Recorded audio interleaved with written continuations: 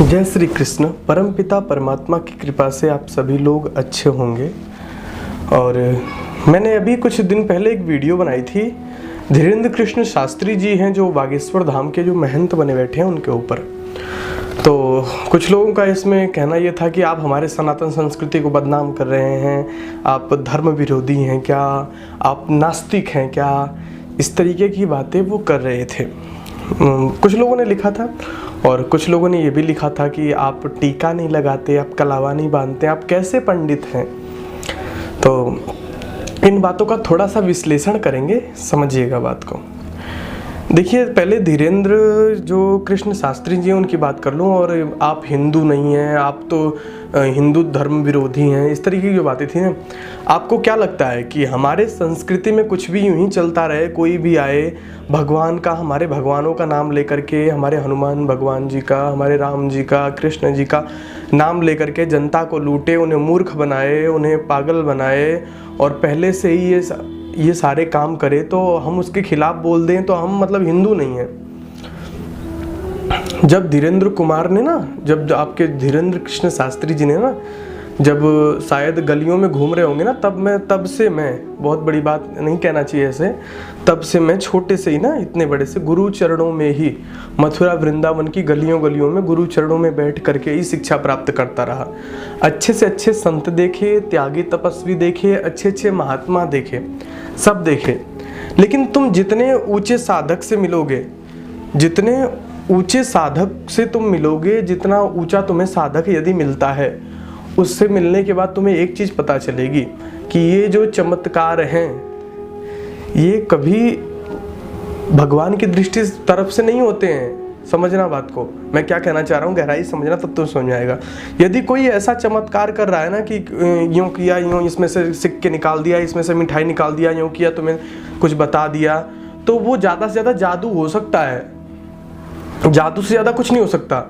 आज जितने भी बड़े बड़े धार्मिक गुरु हैं, जितने बड़े, आज ही नहीं, आज से प्राचीनतम चले जाइए, चाहे स्वामी विवेकानंद, महात्मा बुद्ध, चाहे जितने भी लोगों को ले लीजिए, उन्होंने क्या ऐसे चमत्कार किए कभी, जैसा आप सुन रहे हो? क्या ये धीरेन्द्र कृष्ण शास्त्री से कम, मतलब ज़्यादा कमज़ोर थे वो, या इससे छोटे मतलब छोटे साधक थे? बताओ, इससे छोटे साधक थे क्या? महात्मा बुद्ध या स्वामी विवेकानंद, दयानंद, ये इससे छोटे साधक थे क्या?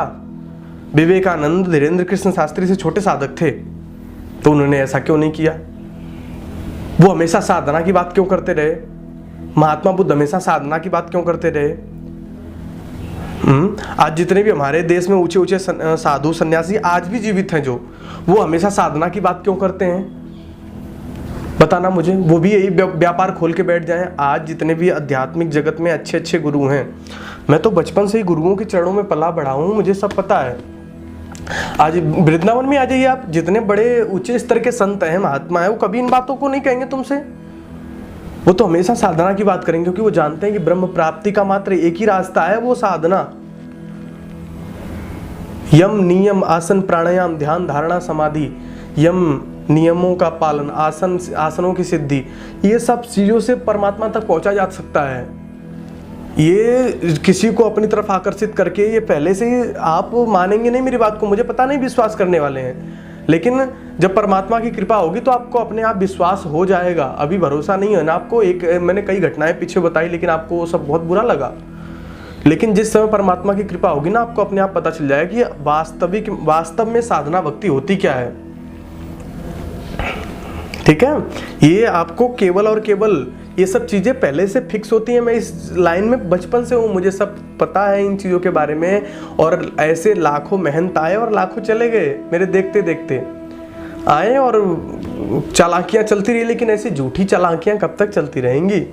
आप अच्छे से जानते हो ब्रह्म निराकार है, उसका कोई आकार नहीं। हमारे हनुमान भगवान, वो कह रहे थे तुम धीरेन्द्र कृष्ण शास्त्री पे नहीं, भगवान हनुमान पे उंगली उठा रहे हैं। मैं तो उनका सच्चा आराध्य, मैं तो अपने ब्रह्मचर्य जीवन को उन्हीं के ऊपर आधारित करके जीता आया हूँ, उन्हीं को अपना आराध्य देव मानता आया हूँ। मैं उनको काहे को बदनाम करूँगा? वो तो मेरा आराध्य देव। लेकिन उनके नाम पे जो ये जो ये शास्त्री बैठा हुआ है वहाँ पे, वो जिस प्रकार से लोगों को गुमराह कर रहा है, ये सारी चीज़ें ना पॉपुलैरिटी, प्रसिद्धि पाने के लिए सब पहले से फिक्स होती हैं। लेकिन ये तो आपको लग रहा होगा कि मैं तो हिंदुत्व धर्म का विरोधी हूँ। अरे भाई, बताया ना आपको कि बचपन से ही मैं गुरुओं के चरणों में ही पला बढ़ा हूँ। धर्म जितनी चीज़ें उसने देखी नहीं होंगी, चाहे ज्योतिष विद्या हो गई, चाहे काशी का महाभाष्य या धार्मिक जितने ग्रंथ होंगे, वेद आदि, उतने मैंने पढ़ रखे हैं। यदि हमें भी पॉपुलरिटी पानी होगी ना, कल को यही काम हम भी करने लग जाएंगे। और बहुत आसान नहीं, आप मेरे पास आओ, मैं आपको बताऊं। 2-4 चीज़ें ना जीवन में स्वाभाविक सी होती हैं, जैसे पैसे की तंगी, 99% आदमी की समस्या होती है ये। घर में क्लेश, 99.99 मैं कहता हूँ 100% आदमी की समस्या होती है ये। पत्नी से 50% लोगों की नहीं बनती है, पुत्र संतुष्टि नहीं दे रहा है, पैसे की तंगी चल रही है, बिजनेस में थोड़ा ऊपर नीचे चल रहा है, क्योंकि ये जीवन के अंग हैं, इसमें स्वाभाविक चीज़ें होती रहती हैं। ये बता करके वो कोई बहुत बड़ा आश्चर्य नहीं कर रहा है, और जो चीज़ें वो बिल्कुल राइट बताता है ना, वो पहले से फिक्स होती हैं।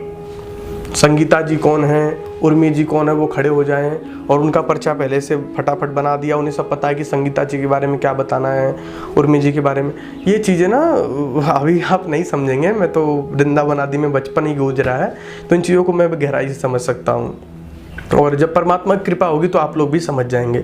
और अभी आपने कहा ना कि आपने कलावा नहीं बांध रखा, आपने टीका नहीं लगा रखा। पिछली वीडियो में 2-4 लोगों ने, आप कैसे पंडित हो, आप तो हिंदुत्व धर्म को बदनाम करने के लिए, तुम हिंदुत्व धर्म के नाम पे कुछ भी करते रहो और हम बोले ही नहीं। शास्त्रों ने कह दिया, न प्राप्यम विवांछन्ति नष्टम नेच्छन्ति सोचतुम वापत सूचनम मुह्यन्ति नरः पंडित बुद्धय। पंडित का लक्षण बताया उन्हें। एक वो बता दो कि ये कहा कि कलावा जो बांधे वो पंडित है, जो टीका लगाए वो पंडित है। कहा न प्राप्यम विवांछन्ति नष्टम नेच्छन्ति सोचितुम वापत सूचनम मुह्यन्ति नरः पंडित बुद्धय। इसको पंडित कहते हैं, अर्थ देख लेना।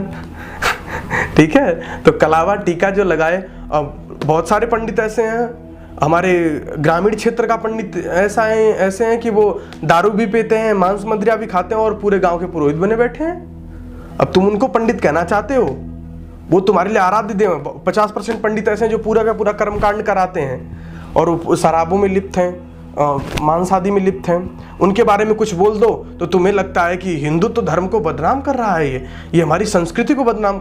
अरे संस्कृति के नाम पे तुम नंगा नाच करोगे? तुम्हारे खिलाफ हम 2-4 शब्द बोल दे तो तुम नंगा नाच करोगे क्या? ये चाहते हो कि कोई कुछ ना बोले, हिंदुत्व के नाम पे हम नंगा नाच करते रहे? ऐसे नहीं होता है। बात समझ में आ रही है? किसी बड़े साधक को, किसी बड़े विद्वान को क्या कभी ऐसी फिजूल की बातें करते हुए सुना है क्या? कि आओ मैं तुम्हारा भूत उतार दूं, आओ मैं तुम्हारा ये कर दूं, आओ मैं तुम्हारा वो कर दूं, तुम्हारी पत्नी इसके साथ भाग गई, इसके संग उसका संबंध है।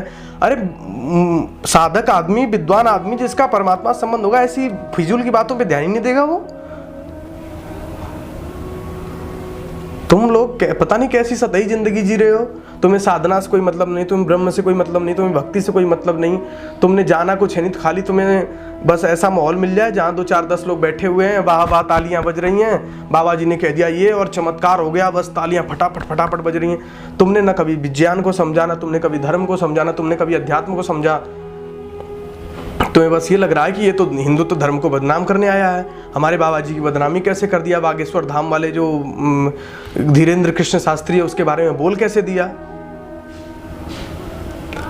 ये सब बड़ी प्लानिंग के साथ चलता है। तुम लोग अभी नहीं समझ पाओगे इस बात को। जब आप बड़े बड़े गुरुओं के सानिध्य में बैठेंगे, जब आपको बड़े बड़े गुरुओं की चरण मिलेगी ना, तो आप अपने आप इस चीज़ से बहुत ऊपर चले जाएंगे। ये तो ऐसे लोग होते हैं, सतही योग्यता क्या होती है इनकी। मैं कहता हूँ कि यदि आप मेरे सामने बिठा दीजिए धीरेन्द्र कृष्ण शास्त्री जी को, पानी ना मांग जाए तो कहना, मैं भी सोचूंगा। जैसे कहते हैं ना कि हर मन की बात बता रहे हैं, सब कर रहे हैं, मैं सोचूंगा वृद्धि राधे चंगुड़ा को गुड़ वृद्धि ना धतुल पार धतु की इंगति जदि देवटा मलंद्र सिंह को मुखनाश का वचन नाश का तुल्यास प्रथम श्रवण नाजलो देवचन प्रज्ञा मत्सो मात से निपात एका जनांग ओत सब बुद्ध सकल स्थान और से अयु इत्तच सतमर्थ अदा गोदापदे। बता दे, एक और सूत्र बता दे, मैंने क्या बोला है? इतना बड़ा विद्वान है तू, एक और सूत्र बता दे कि क्या बोला है मैंने, देखे भी नहीं होंगे।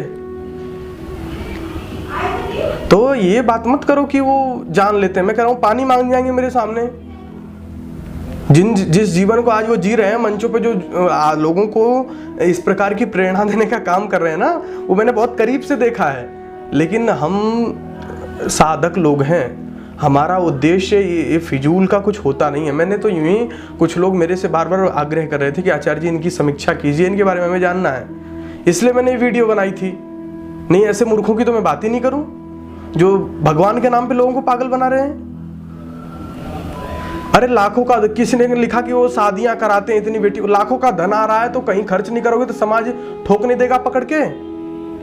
लाखों का धन आ रहा है कहीं तो दिखाओगे। लाखों करोड़ों लोग आ रहे हैं, लाखों करोड़ों की भीड़ लड़ी पड़ी, तो कुछ तो दिखाओगे कि हम ये काम कर रहे हैं। तो ये जो चीजें खेल रहे हैं ना वो गुणा गणित तो बहुत दूसरी चीज है, और आप लोग उस बात को भी नहीं समझेंगे जब आप साधना की स्थिति में आएंगे। कि मैं आपको बताता रहा हूं कि कोई ऊंचा स्तर का धर्मगुरु, साधक या साधना वाला व्यक्ति हुआ आज तक? सुना क्या जो ऐसी फिजूल की बातें करता हो? तुम्हें क्या लगता है कि वो धीरेन्द्र कृष्ण शास्त्री से कम पवित्र था, या उसकी साधना, मैं कहता हूं स्वामी विवेकानंद की साधना इससे कम थी क्या? मुझे समझा दो थोड़ा सा। तो विवेकानंद ने ऐसी फिजूल की बातें काहे को नहीं करी कि हनुमान जी हमारे ऊपर आ रहे हैं, भूतों को पीट रहे हैं, डंडा मार रहे हैं? बताओ ना मुझे। तुम लोगों के खिलाफ 2 शब्द बोल दो, अरे ये तो हिंदू संस्कृति विरोधी है।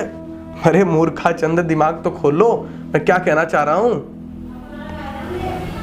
सिखा मेरे पास जनेऊ मेरे पास, धर्म शास्त्रों का अध्ययन मैंने बचपन से गुरु चरणों में बैठ के किया। मैं हिंदू तो विरोधी हूं, और तुम घर पे बैठे बैठे 5 वेदों के पंडित हो हैं?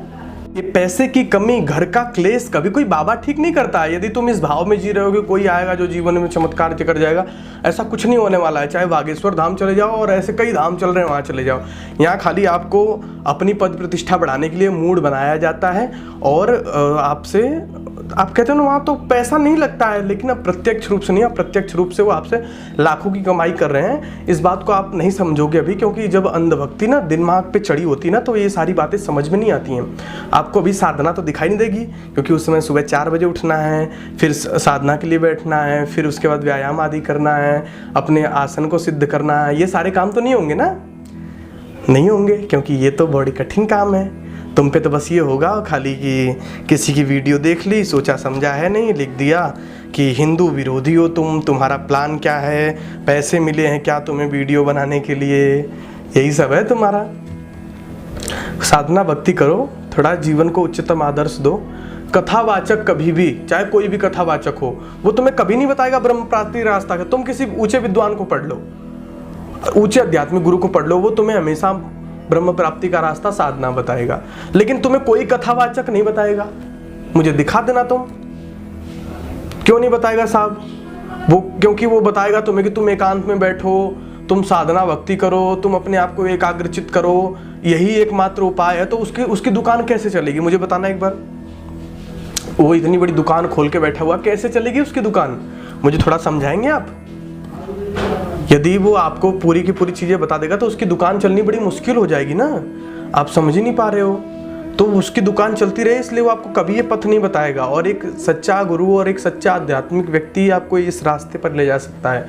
और आप किसी भी ऊंचे आध्यात्मिक गुरु को, यदि मेरी बातों पे बिल्कुल भरोसा नहीं, तो किसी ऊंचे आध्यात्मिक गुरु को निकाल लीजिए और उसको पढ़ डालिए, देखिए वो ब्रह्म प्राप्ति का रास्ता क्या बताता है। ऐसा नहीं, मैं जिन गुरु, उन किसी ऐसे तुच्छ मुच्छ गुरु की बात नहीं कर रहा हूँ, मैं उन गुरुओं की बात कर रहा हूँ जिनको आप, जिन्होंने जीवन में बड़ी उच्चतम आदर्श हासिल किए, जिन्होंने वास्तविक रूप से ब्रह्म का आभास किया, ब्रह्म की प्राप्ति की, उनको पढ़ो ना। तब देखो तुम्हें क्या लगता है कि वो धीरेन्द्र कृष्ण शास्त्री उनसे बड़ा साधक है क्या? यदि नहीं है तो एक बार तुम विचार करो, और यूं मत चिल्लाने लग जाओ कि तुम्हारे पैसे मिले हैं क्या, तुम हिंदू नहीं हो। अब कुछ बोलने का मन नहीं कर रहा है मेरा। मैं समझ सकता हूँ कि आपको बातें स्पष्ट हो गई होंगी, और जीवन में साधना भक्ति के मार्ग की तरफ अग्रसित होइए। अंधभक्ति को अपने जीवन से त्यागिए, तभी जीवन पवित्र और स्वस्थ बनेगा। मैं भगवान से, परमपिता परमात्मा से, उस ब्रह्म से आपके एक मंगलमय जीवन की प्रार्थना करता हूँ। और आप सभी लोग बिल्कुल खुश रहें, पवित्र रहें, मस्त रहें। आप सभी लोग धन्यवाद। नमस्ते।